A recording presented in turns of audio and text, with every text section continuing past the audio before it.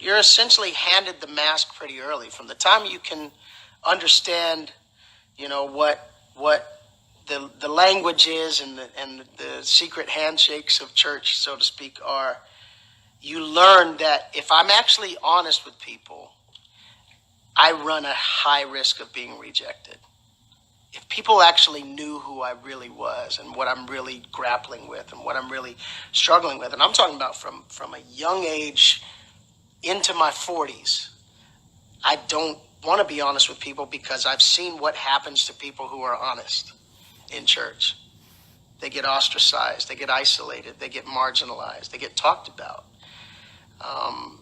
And so you find yourself holding on as tight as you can to the persona, to the platform, to the reputation that people think they know about you. Daily torment, the nightly torment of going home and looking in the mirror, or going to your hotel room and that door closing behind you, and brushing your teeth and looking in the mirror going, who are you? That's the torment. That's that daily, I want to get to a place where I'm just real and perhaps lauded and applauded and celebrated for that. How amazing to love somebody through their honest moments. There's a scripture in Isaiah 50, verse 11, and I'll paraphrase, but it essentially says, who among you fears the Lord anymore? And are you lighting your own fires and starting your own sparks and giving off this illusion that everything is okay? It said, every night you will lie down in torment. I know what that feels like.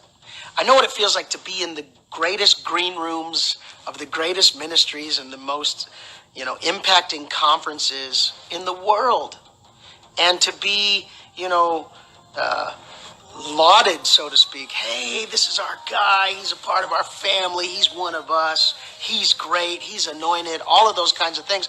And you hear all that, and it's so difficult to hear that because you're going, actually, none of you really know what I'm dealing with.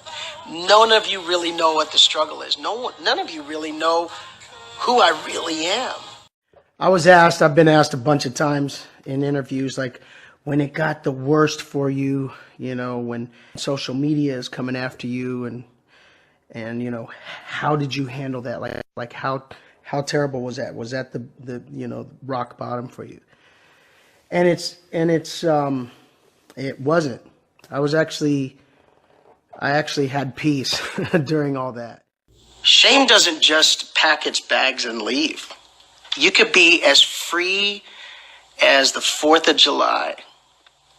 But shame still keeps knocking, still keeps calling, still keeps texting, still keeps tormenting. And I think what that is, yeah, bad things happened. Big changes happened in my life. If I say, hey, I'm truly free, it's as if I'm saying none of that matters anymore, And shame goes, no, you should be more remorseful. No, you should be crying more. If somebody prays with you or prays for you, you should break down in tears. That's just the way it's supposed to be. When Jesus says, if I've come to make you free, I've come to make you free indeed.